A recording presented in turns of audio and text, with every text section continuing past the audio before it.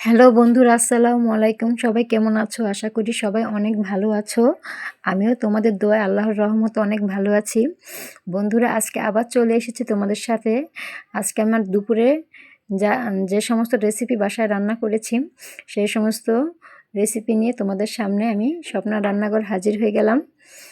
আজকে দুপুরে আমি যে সমস্ত আইটেম রান্না করেছি সেগুলো রেসিপি তোমাদের সাথে শেয়ার করব, আর সাথে চমৎকার মজাদার ইসলামিক গল্প তোমাদের সাথে আমি শেয়ার করব। তাই ভিডিওটা না টেনে সম্পূর্ণ দেখবে। ভিডিওটা সামনের দিকে খুবই টুইস্ট হতে যাচ্ছে। বন্ধুরা,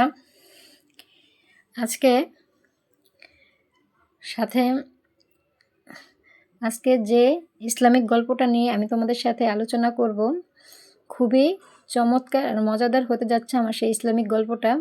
তাই আশা করছি ভিডিওটা না টেনে সম্পূর্ণ দেখবে, আর আমার চ্যানেলটাতে অবশ্যই সাবস্ক্রাইব করে দিবে, লাইক কমেন্ট শেয়ার করে দিবে। যারা যারা সাবস্ক্রাইব করে দিয়েছো, লাইক কমেন্ট শেয়ার করে দিয়েছো, তাদেরকে অসংখ্য অসংখ্য ধন্যবাদ।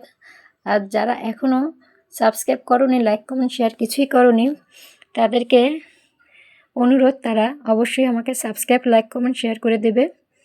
তো বন্ধুরা, কথা না বাড়িয়ে চলে যাই আমার ইসলামিক গল্পে। বন্ধুরা, আজকে তোমাদের সাথে আমি শেয়ার করব ক্ষমা আর দয়া নিয়ে একটা সুন্দর একটা চমৎকার ইসলামিক গল্প।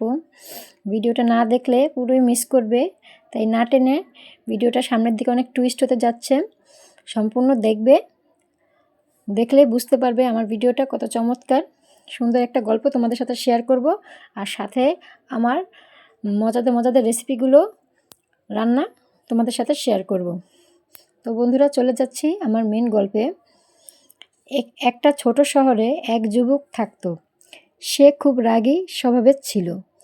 ছোট ছোট বিষয়ে সে মানুষের সাথে খারাপ ব্যবহার করত। আশেপাশের সবাই তাকে ভয় পেত, কিন্তু কেউই তাকে ভালোবাসতো না। একদিন সে মসজিদে গেল। সেখানে একজন বয়স্ক আলেম মানুষ সবাই নরম কণ্ঠে কথা বলছিল। যুবকটি বসে তাদের কথা শুনতে লাগলো। আলেম বলছিলেন, যে মানুষ অন্যকে ক্ষমা করে আল্লাহ তাকে আরও সম্মান দেয়, আর যে রাগ দমন করতে পারে সে সবচেয়ে শক্তিশালী। এই কথাগুলো শুনে যুবকটি একটু অবাক হলো। সে ভাবল, আমি তো সবসময় রাগ করি, তাহলে কি আমি দুর্বল? পরদিন একটা ঘটনা ঘটল। একজন লোক ভুল করে তার গায়ে ধাক্কা দিল।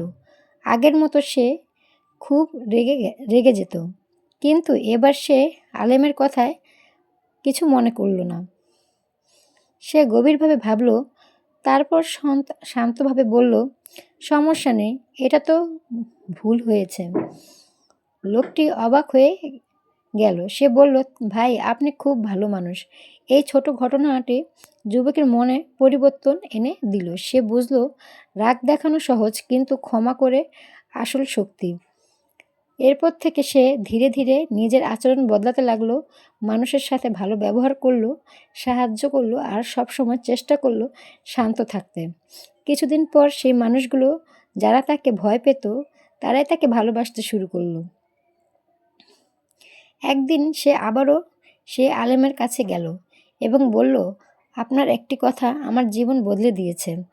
আলেম হাসলেন এবং বললেন, এটা আমার কথা না, এটা ইসলামের শিক্ষা। তো বন্ধুরা, আমরা এই গল্প থেকে কী শিখতে পেলাম? আমাদের রাগ দমন করা খুব বড় গুণ। ক্ষমা করলে মানুষকে ছোট হয় না, বরং বড় হয়। ভালো আচরণ মানুষকে বদলে দিতে পারে।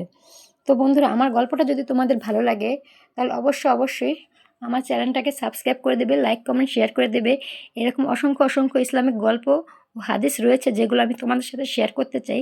তোমরা যদি আমাকে সাপোর্ট করো, আমাকে ভালোবাসো, তাহলে আমি তোমাদের সাথে আমার এই গল্পগুলো শেয়ার করতে পারবো।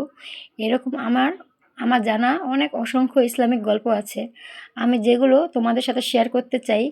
আমার যে সমস্ত গল্প শুনে যাতে তোমাদের একটু হলে কাজে আসে, তোমাদের জীবনটা একটু পরিবর্তন হয়। আর কারা কারা আছো এরকম রাগী বন্ধুরা, আমাকে কমেন্টে জানাবে। আমরা মানবজাতি সবারই মনে কম বেশি রাগ হয়, যেহেতু আমরা রক্তে মাংসে গড়া মানুষ। আমাদের ভিতরে কম বেশি রাগ হয়, আমারও নিজেরও হয়। তাই আমরা সবাই আজ এই গল্প থেকে যেটা শিখলাম, সবাই মনে মনে দৃঢ় প্রতিজ্ঞা করব যে আমাদের যত রাগই হোক না কেন, আমরা ধৈর্যের সাথে পরীক্ষা দিয়ে এই রাগকে দমন করব এবং আমাদের ইসলামের পথে আমরা চলব। তাহলে আমাদের জীবনে কখনো কোনো খারাপ হবে না, সব কিছুই সব দিকে ভালো হবে।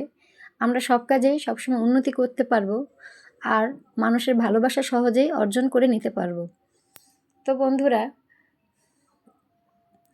আমার এই গল্পগুলো খুবই শিক্ষণীয় জিনিস। তোমাদের মনে একটু হলেও আমার গল্পটা যদি জায়গা নেয় তাহলে অবশ্যই কমেন্টে জানাবে।